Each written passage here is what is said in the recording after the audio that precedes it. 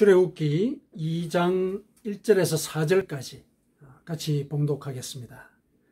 레위 가족 중 한 사람이 가서 레위 여자에게 장가들어 그 여자가 임신하여 아들을 낳으니 그가 잘생긴 것을 보고 석 달 동안 그를 숨겼으나 더 숨길 수 없게 되매 그를 위하여 갈대 상자를 가져다가 역청과 나무진을 칠하고 아기를 거기 담아 나일 강가 갈대 사이에 두고 그의 누이가 어떻게 되는지를 알려고 멀리 섰더니.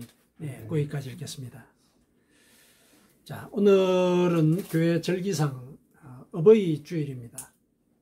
원래 이 어머니 날 이렇게 우리가 알고 지켜오지 않았습니까? 그러다가 어버이날로 바뀌게 되면서 교회 절기도 어버이 주일로 그 명칭을 변경하게 되었죠. 물론 이제 이렇게 변경하게 된 것은 사회적인 분위기가 이제 어머니뿐만 아니라 이제 아버지의 은혜에 대해서도 이제 같이 감사하자 하는 이런 이 조류가 형성이 되었죠. 그래서 그 영향을 많이 받았고, 또 한편으로는 이제 사람들의 삶이라든지 또 그 노력, 살아가는 그 노력, 이런 것들에 대해서 많이 세심한 관심을 갖게 되었다. 그래서 아마 어버이 날로 이렇게 이름을 변경한 것이 아니었을까 이렇게 짐작을 합니다. 많이 세심해졌죠.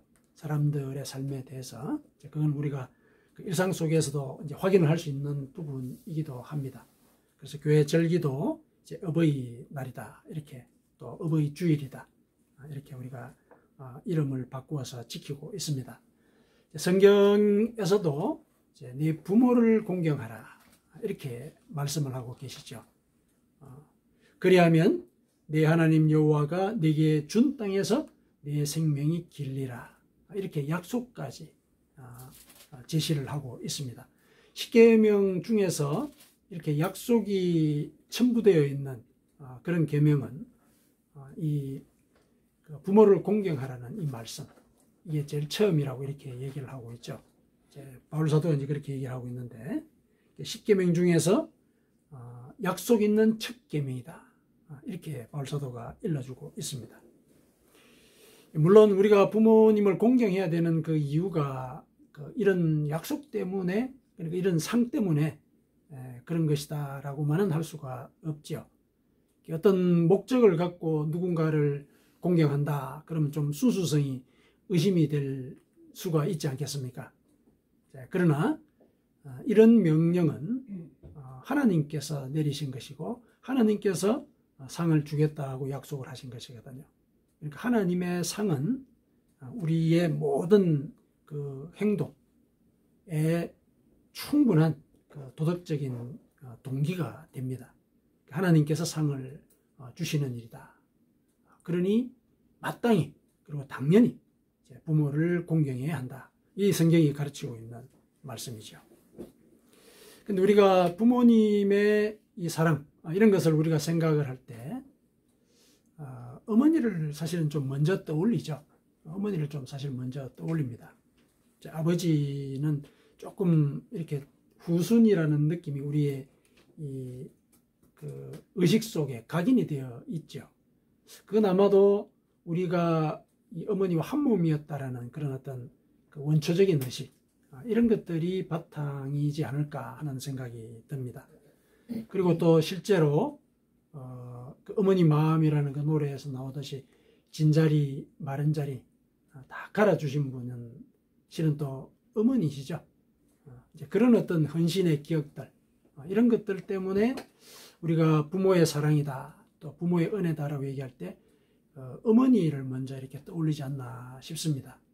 그래서 어머니의 사랑, 그러면 사실은 그 속에 이제 아버지의 사랑도 같이 이제 포함이 되는 그런 형식으로 우리가 이해를 하고 인식을 하고 있습니다. 자, 오늘 본문은 조금 부모님의 사랑을 생각을 한다고 했을 때 표면적으로는 조금 거리가 있다 싶은 이제 이런 말씀이죠. 그런데 그 상황을 우리가 같이 한번 새겨보면서 왜 하나님께서 우리에게 부모를 공경하라 그러셨는가, 그리고 우리가 부모를 공경해야 되는 그 이유가 뭘까? 이걸 같이 한번 되새겨 보십시다. 물론 그 의미는 다 알고 계시죠. 왜 우리가 부모를 공경해야 되는가? 다 나름대로 각인된 경험들이 있기 때문에 나름대로 이유들이 다 있을 것이지만은 오늘 본문의 이 말씀을 통해서 이제 하나님께서 우리에게 일러주시는 그 이유를 같이 한번 되새겨보자, 이런 취지를 갖고 오늘 본문을 선택을 했습니다. 자, 오늘 본문은 이제 여러분들도 아시다시피 이제 모세라고 하는 이스라엘의 지도자의 그 탄생과 관련된 내용이죠. 이제 모세가 이제 태어났습니다. 모세가 태어난 이제 그 시절은 이집트, 오늘날의 이집트죠.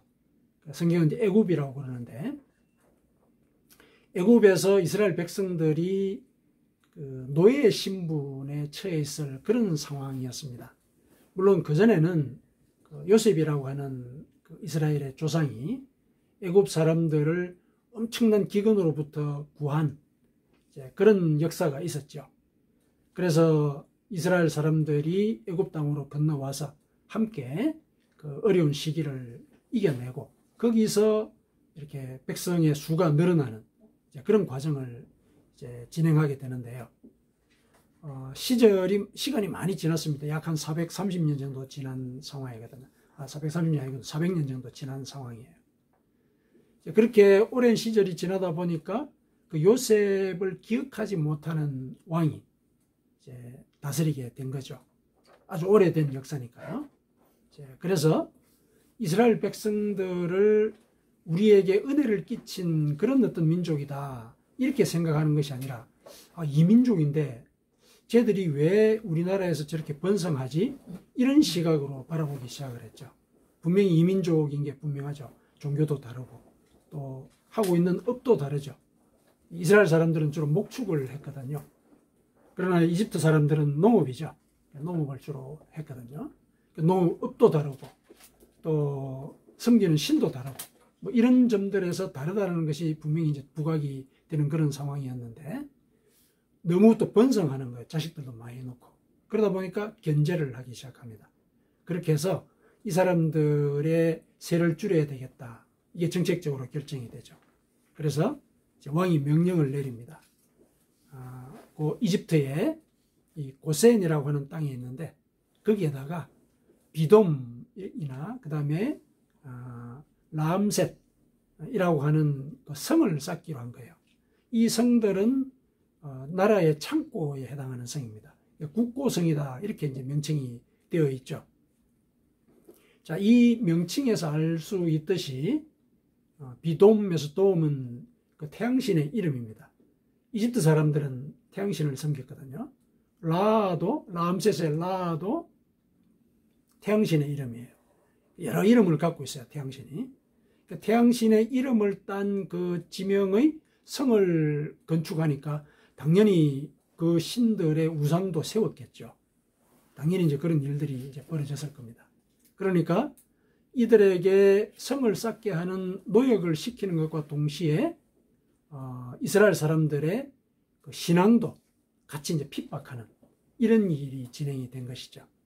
그와 같은 일들이 전개되는 과정 가운데 레위족 속에서 한 아이가 태어난 것이죠. 이스라엘 백성의 레위족 속에서 한 아이가 태어났습니다. 이런 상황에서 이들은 한편으로 자식이 태어난 것을 기뻐해야 되는데 사실은 이 불안에 떨었습니다. 석 달간 숨겨서 키웠다, 이렇게 되어 있지 않습니까? 왜 그러냐면은 왕이 이 이스라엘 백성들에게 사내아이가 태어나면은 강물에 던져서 죽여라, 여자아이가 태어나면 살려둬라, 이런 명령을 내린 상태거든요. 그 상황에서 이 모세가 태어난 겁니다. 두려운 일이 사실은 이제 벌어진 것이죠. 그런 상황이 지금 전개되고 있는 그때입니다. 그런데 아이가 태어나서 보니까 아이가 잘생겼대요. 2절에 보니까 잘생긴 것을 보고 이렇게 석 달간 숨겨 키웠다, 이렇게 되어 있죠. 그러니까 아이가 태어난 것 그것만 해도 사실은 기쁜 일인데 용모가 아주 준수한 거예요. 아주 준수했다. 그래서 석 달간 숨겨서 키웠습니다. 그 석 달간의 기간의 불안감은 엄청났겠죠. 왕이 명령을 내렸는데 그걸 지금 어기고 있는 것은 그런 상황이잖아요. 하지만은 또 한편으로는 기쁨도 교차했을 것입니다. 부모가 이제 낮에는 노역을 하러 밖에 나갔겠죠. 얼마나 힘들었겠습니까? 벽돌을 찍어가지고 그걸 말리고 또 그걸 옮겨가지고 성을 쌓고 이런 이 강제 노동을 갖다가 할 수밖에 없었으니까 지친 몸을 이끌고 이제 집으로 들어옵니다. 들어오면은 그 피곤함을 이 아이의 웃음이 씻어줬겠죠. 이 기쁨도 교차하고 또 불안감 이런 것들이 이렇게 막 섞여가지고 이 복합적인 이 복잡한 그런 상태에 아마 있었을 겁니다. 이미 이 모세에게는 형인 이 아론 그리고 누나인 미리암이 있기는 했습니다. 아론과 미리암도 아마 새로 태어난 동생이 죽을 운명이라는 걸 알겠죠. 그래서 아마 이 아이를 지키고자 소문도 안 내고 다른 데로 아마 조심하고 애를 썼을 겁니다. 부모가 노역하러 나갔을 때는 이 둘이 이 동생을 돌봤겠죠. 필요한 것도 먹이고 아마 이제 그랬을 가능성은 우리가 충분히 짐작을 할 수가 있습니다. 이렇게 온 가족이 애를 썼는데 그러나 석 달이 지나면서 더 이상 한계에 도달한 것이죠. 우리가 쉽게 이해할 수 있는 하나의 이유는 애 울음소리가 커지지 않겠습니까? 애 울음소리가 커지겠죠. 애 울음소리가 이제 집 바깥으로 들리게 되고 사람들이 수근수근 하겠죠. 이 얘기가 이 애굽 사람들에게 들려지게 되면 이제 낭패를 이제 당하게 되는 그런 시점에 이르게 된 것입니다.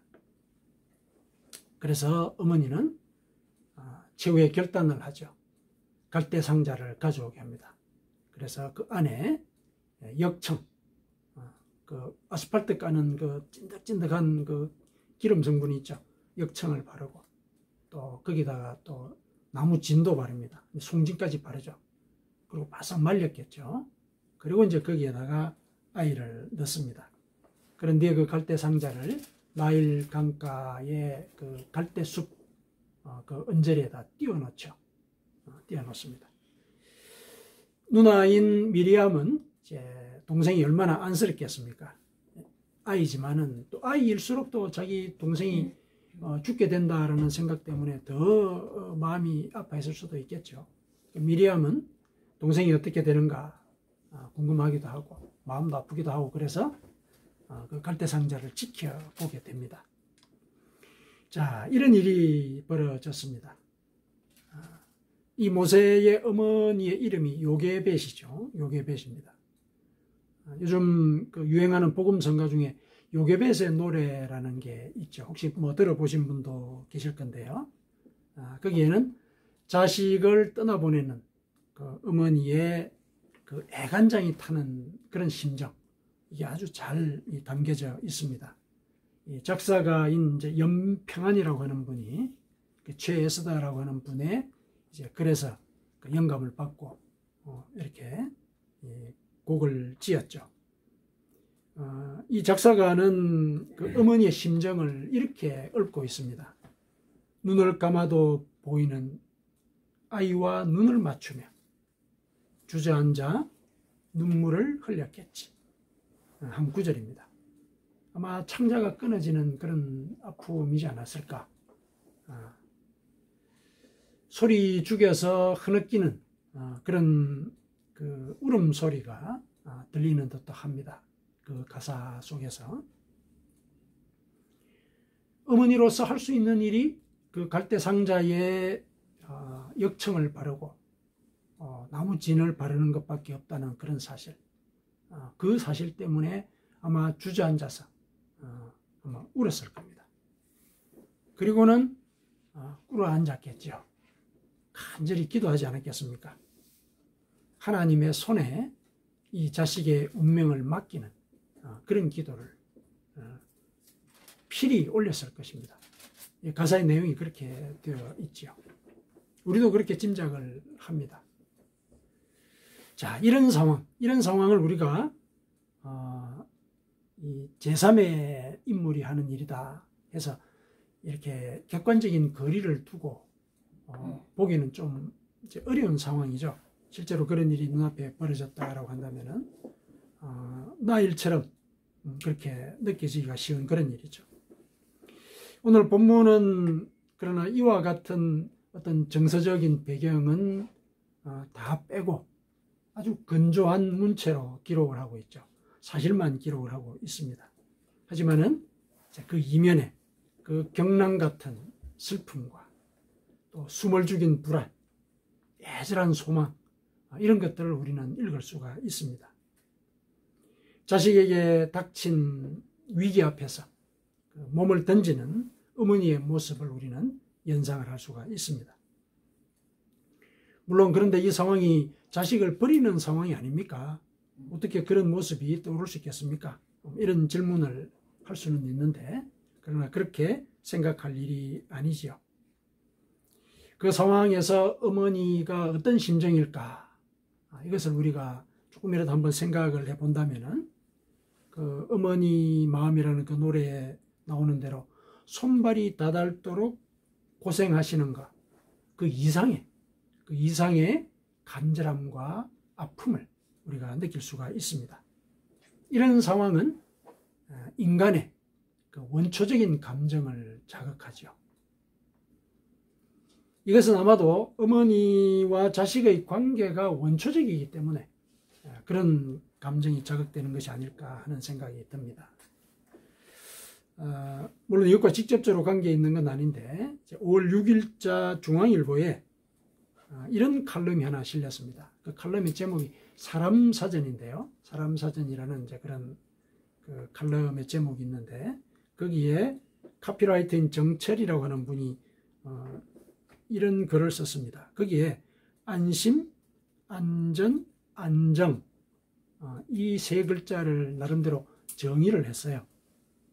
이게 뭐라고 정의를 했냐면은 안심이라고 하는 것은 엄마가 있다는 것. 그 다음에 안전, 엄마가 있다는 것. 안정, 엄마가 있다는 것. 이 세 단어를 엄마가 있다는 것 똑같은 말로 이렇게 정의를 했습니다. 엄마는 바로 안심과 안전과 안정의 대명사다.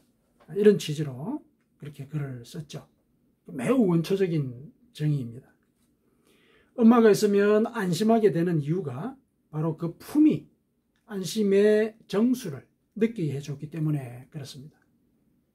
그 다음에 안전한 이유는 뭡니까? 비바람이 칠 때 온몸으로 감싸 안아주었던 그런 기억 때문이죠. 안정을 느끼는 이유는 뭡니까? 단순히 먹을 것을 지속적으로 이렇게 공급을 했기 때문에 거기에만 그 안정의 의미가 있는 것이 아니라 당신의 입에 있는 것까지 내어서 배를 골치 않도록 이렇게 먹였던 그런 기억 때문에 안정을 느끼는 겁니다. 이러한 안심과 안전과 안정 때문에 자식은 모든 생명 활동을 자유롭게 진행을 할 수가 있지요. 그러니까 자식에게 어머니는 모든 생명 활동의 울타리이고 토대가 됩니다. 그래서 그 정의가 원초적이다. 이렇게 얘기를 해볼 수가 있습니다. 생명과 관련되어 있는 그런 정의다라는 차원에서 원초적이라는 말을 쓴 것입니다. 이러한 정의에는 매우 중요한 요소가 포함이 되어 있습니다. 안심, 안전, 안정, 이거는 그냥 추상적인 개념으로 그치는 것이 아니라 체험이 토대가 되어 있는 그런 용어들이지 않습니까? 체험이 다 토대가 되어 있어요. 이것들은 체험으로 확인할 수 있는 그런 개념들입니다. 엄마가 있다는 것, 이 문구 자체가 벌써 이 체험적인 요소를 대변하고 있죠. 실제로 경험한 내용이기 때문에 그 기억은 생명력이 있습니다. 이런 경험을 기억하고 있는 사람들이 불안에 사로잡히지 않고 감정의 기복이 적고 또 일상을 진취적으로 살아가는 것입니다. 이들은 실패하더라도 좌절하지 않습니다. 왜냐하면 그 기억이, 그 어머니 품속에서의 그 기억이 소망을 만들어주기 때문에 그렇습니다. 이들은 작은 자들에 대해서 긍휼한 마음을 품습니다. 왜냐하면 어머니의 품 안에서 사랑을 터득했기 때문에 그렇습니다.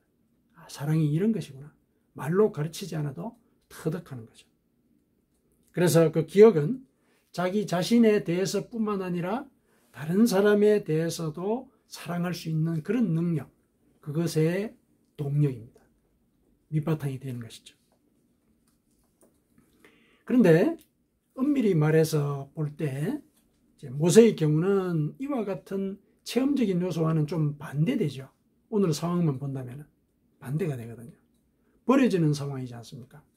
모세로서는 당혹스러울 수 있습니다. 사랑을 생각하기 이전에 이 강물의 출렁거림 얼마나 불안정하겠습니까? 또 앞길이 어떻게 될지 모르는 이 불안감, 얼마나 그 순간의 상태가, 그 심리 상태가 불안정하겠습니까? 이게 사실은 그 모세의 상태죠. 지금 이제 모세의 상태. 사실 자기는 배가 고파서 혹은 뭔가 좀 불편해가지고 목청을 높여서 운 것밖에 없습니다. 근데 그렇게 울었다고 지금 나를 강에다가 내버리는 거야? 뭐 이렇게 생각할 수 있다는 거죠. 자기로서는 실은 그게 살기 위해서 최선을 다한 거죠. 아기로서는 그게 이 삶의 이 생명을 유지시키는 최선의 방법이지 않습니까? 자기는 최선을 다한 거예요. 그런데 그게 어머니가 생각하는 최선과 통하지가 않은 것이죠. 서로 맞지가 않은 것이죠.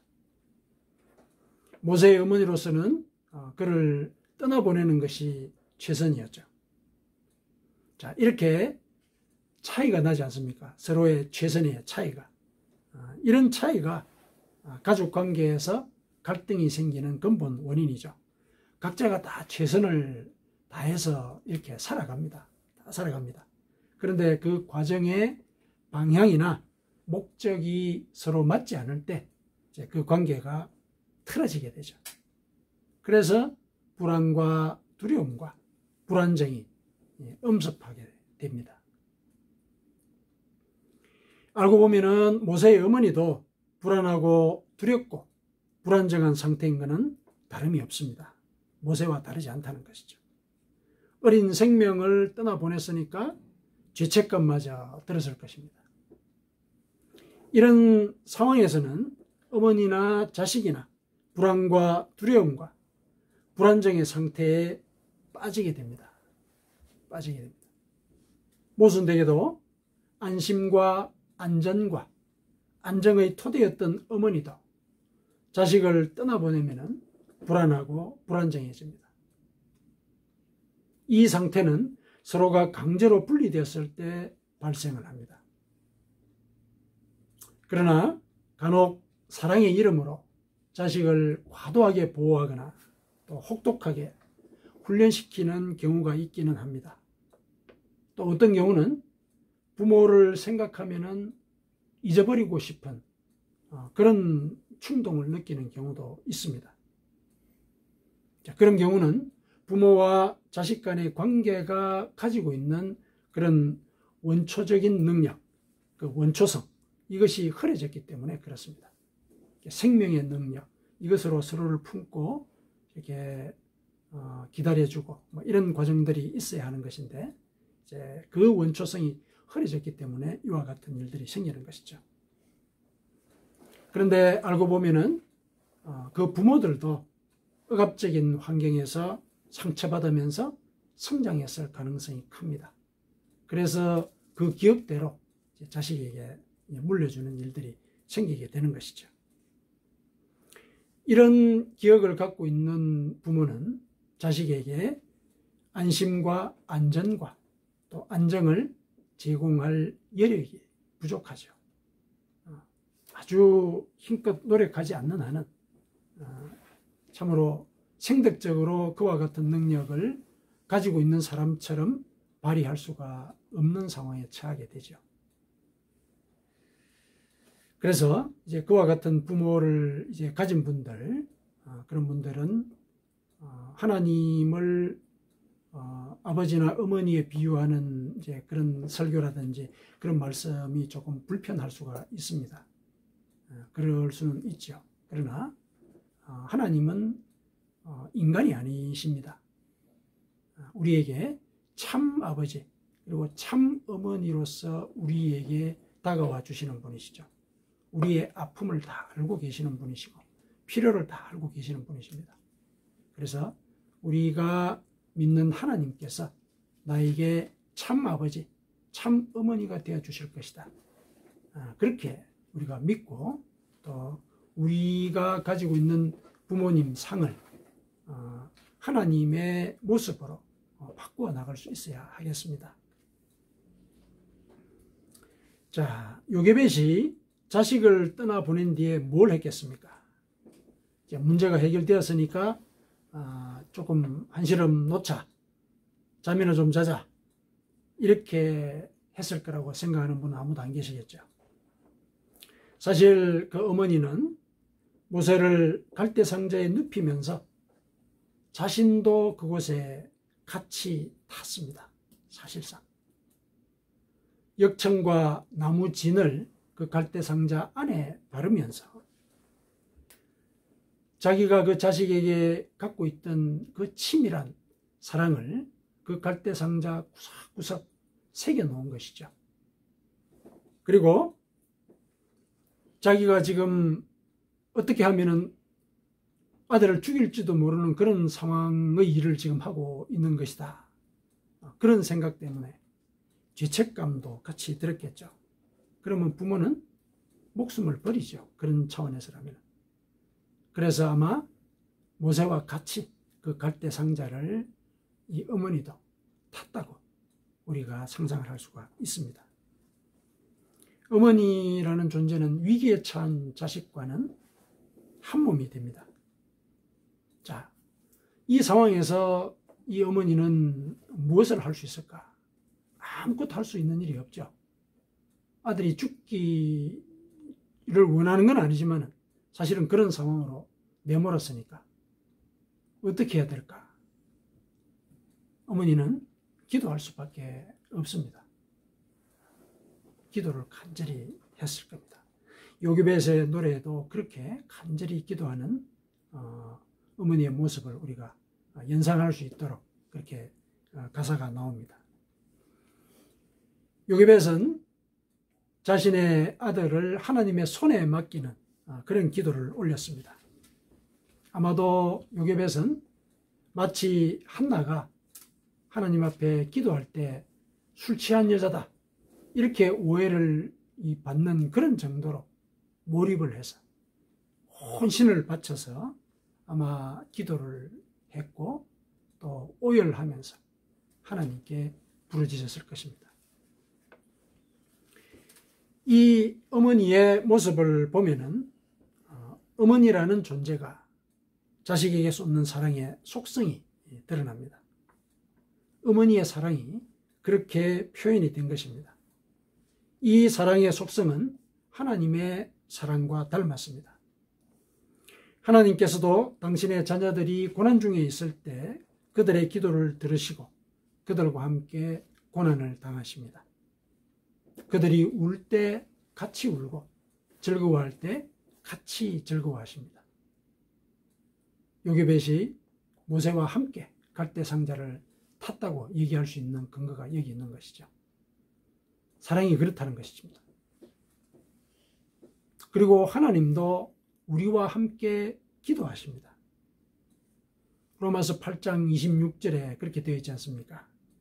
성령도 우리의 연약함을 도우시나니 우리는 마땅히 기도할 바를 알지 못하나 오직 성령이 말할 수 없는 탄식으로 우리를 위하여 친히 간구하시느니라.